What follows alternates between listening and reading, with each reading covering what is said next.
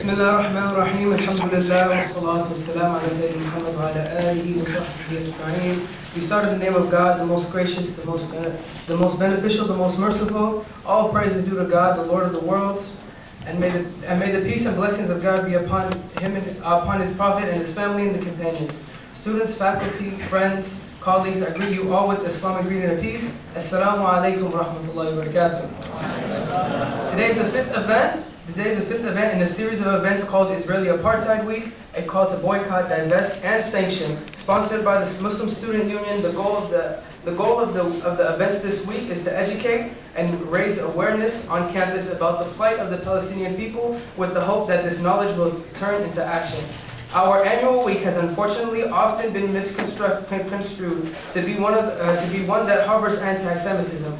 The MSU has clarified numerous times and will continue to clarify that hatred of any particular group on the basis of their race, color, ethnicity, or religion, including people of the Jewish faith, is not and will not be tolerated. We will be the first to speak out against these injustices, just as we would speak up against any other form of racism, no matter what group it targets. Although this goes without saying, the MSU strives to explicitly state its beliefs nonetheless. It is absolutely hypocritical and immoral to label anyone who has the courage to stand up and speak out against the genocidal Zionist policies of Israel as anti-Semitic. The week's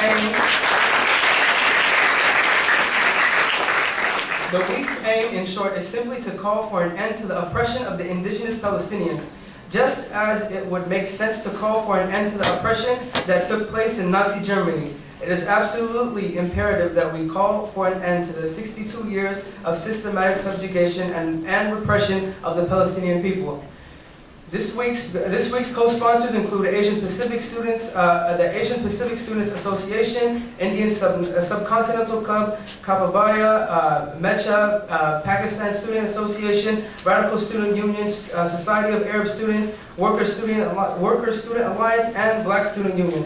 But before we begin today's events, we have a special guest with us. His name is Jodey, and he was a UK journalist, had spent several months in the West Bank and in Gaza.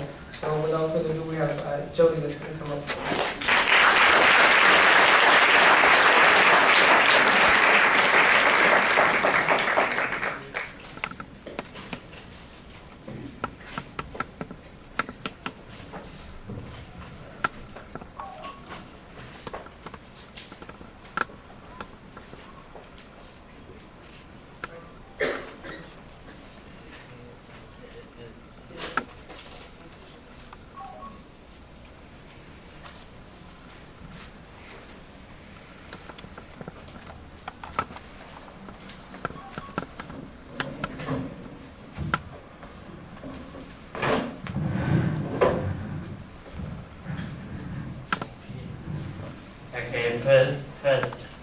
First of all, I'd just like to say thank you very much for everyone for coming to this important event.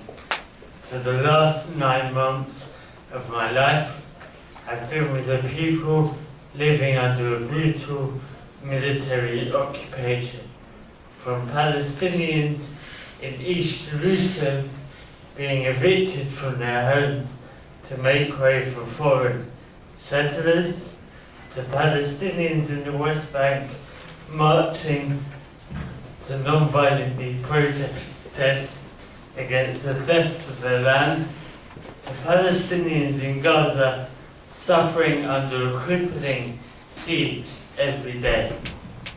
I want to tell you about 6 months I spent in a small Palestinian village in the West Bank called Betleim. Betleim isn't just any ordinary village. It's situated right on the apartheid wall that Israel has built, which has stolen over half their land. Now, every Friday for the last 5 years, and that's going back to when construction of the wall began, the people of Betleim have marched to non-violently protest against this theft of their land. together with Israeli activists and supporters from around the world, to chant and wave banners and to demonstrate their disgust at Israel's policies in a peaceful manner. So for 6 months I marched with them, and every week without fail we were met with the force of the Israeli army. Clouds of tear gas, deafening sound grenades, rubber-coated steel bullets, and even live ammunition. In response to the non-violent demonstrations, the Israeli army launched a campaign of harassment and intimidation against the people of Betleim. For 4 months straight, the Israeli army would raid the village every night, dragging young teenage boys from their beds as they slept, some as young as 13 or 14 years old, and throwing them in jail for months on end, purely for the fact that they dared to participate in the demonstrations. Now, at first, these are just any young people being arrested, but as 1 month, 2 months passed, it became my close friends and people I was chatting to and hanging out with in the day who were being taken from us during the night. And the invasions were not only limited to the nights. Sometimes the army would invade the village during the day just to harass residents.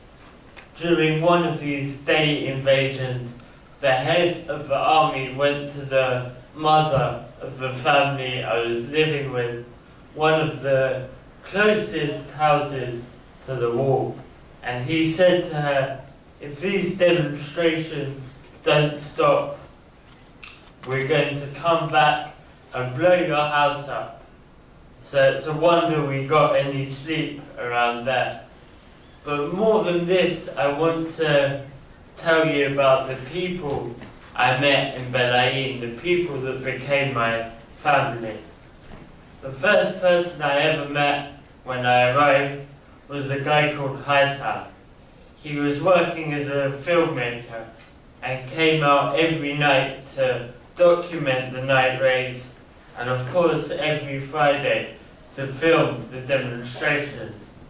Now, since the non-violent resistance began, Haitham had lost his usual job as an electrician and therefore his only form of income. And I remember once asking Haitham why he'd sacrificed so much time and energy to do the filming. And he told me that once, when he was 15 years old, he was arrested in a similar night raid and put in jail for 2 years. And he didn't want the kids now to feel as afraid and alone as he felt when he was arrested. Now, Haitham's youngest child, a 2-year-old boy called Kami, was diagnosed with leukemia when he was only a few months old. Now, before the resistance began, Haitham would take his son to the hospital in Jerusalem every day to get treatment. But since he began filming the night raids and the demonstrations, the Israeli army have refused to renew his permit to travel to Jerusalem, which, by the way, is of course occupied Palestinian land in the first place. So, for daring to play a role in this non-violent resistance movement, Haitham is punished by the fact that he is not allowed to take his small son to hospital in Jerusalem to get the treatment he needs to live. Now, the oldest brother of the family I was living with was a man called Khamiz. During one of the Friday demonstrations, he was standing with his arms in the air when he was shot in the head